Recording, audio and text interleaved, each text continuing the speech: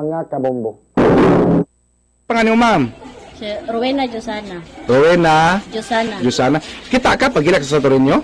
Oh, ang mga bata ni gipalimpihan ni siya sa tagiya. Ah. Kay dalo nila sa alkoy. Kanya. Nya ang mga bata katong yang anak nga 9 anyos, ninggawa siya kay nganong nailunga ang mata. Oo. Moto nanapok na ang mga bata hasta mi tanaw po nganong daghan man tao.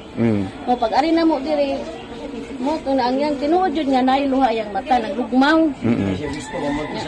Moto niya anak ko nga ibili na na charoy basig di na siya mukuyog. Naingon ang tagiya nga nagpirwil na siya kay mularga naman mi. Asa malarga sa? Sa alkoy namanhin man sila kuyo. Naman sa kuyo. Oo. Moto akong gihangyo nga ibili na na charoy kay basig mao na manalipod na mo diri. Mao. Pero nakatuig ka na sa Santorinyo, pero nakatuig. So kay nagpuyo na ayang kamagwangan di city na may edad. Mo siguro ang pagbalik na niya mo gidala na niya. Tugusak no day atong ipakugos mi kaning kuan sa Santorinyo. Ato ipakugos mi ang iya sa Santorinyo mga kabombo sa mao no. Mao ni ang porma ha. Mura man mo ilak lagi mura magnauli ani ang naong na. Nalipay na siya. Nalipay siya nga di dali sa alkoy. Pero di siya gusto dali sa alkoy siguro. Pero may katuig kaning mga sa Santorinyo.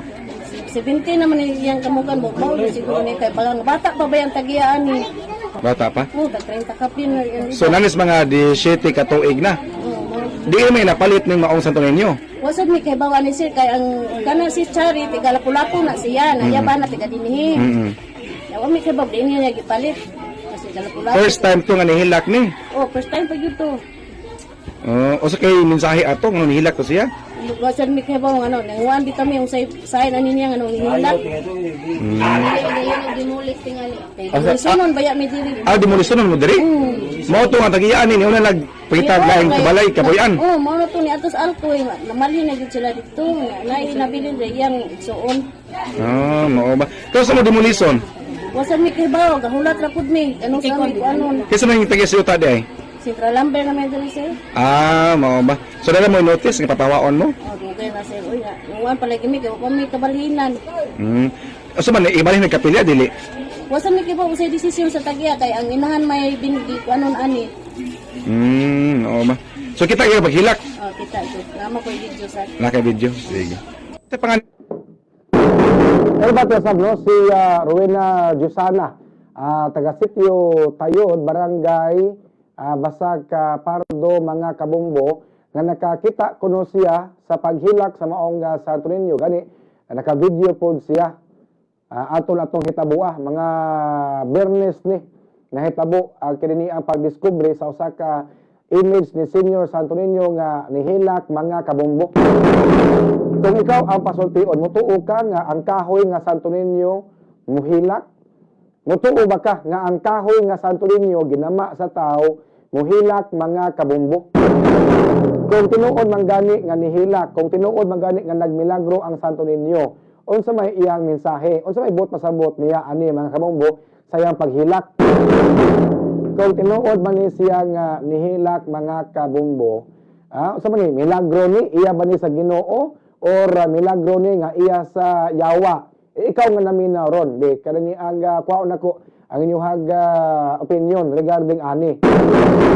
Usa sa mga deboto ni Senior Santorinyo taga Inayawan ni si Judita Yongko taga Aperture, barangay Inayawan, Cebu City. Nituog gid siya nga nihilak ang Santorinyo kay na siya naobserbaran pag-abot niya sa maong lugar sa sitio Tayod, barangay Basag Pardo, daw sa nausab kuno ang porma sa mata na sa maong image ni Senior Santorinyo unya doon na po kuno siya Santorinyo kaniadto nga maglihok-lihok pod mga kabombo.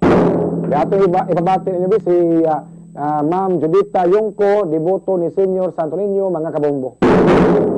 Nimo unsa mo naobserbahan sa mata? Kumay mo ang pikas katong maghilak siya katong nagyag luha nya karon nga taud-taud namin gatindog diri naulian man ang mata. So gini pag-abot nimo murag nagburot ang aibag pero karon naulian na. Naulian na. Kaya kung mag-iingat mo sa maghilakan yung Santorinyo. Kung di anaan siya ba kayo. Sige hilakan niya. Naanak mo sa nga pareha mo sa ako ang Santorinyo nga magpuan, takilid, matubang. Kuan ka kanang deboto ka Senior Santorinyo? Oo, deboto ko. So mo na nga nani ka diri sa barangay Basag Pardo. Oo. Taga Inayawan ka na no? inayawon. So- Sa apertory. Pero dako yung pagtuong nga tinuod gyud nga nihilak yung sa kuan, nihilak naman sa tuloy ninyo. Unsa kay message ani sa imong pagtan-aw? Siguro, paampuon dito tanan. Basig na ay maabot nga mga katalagman ba.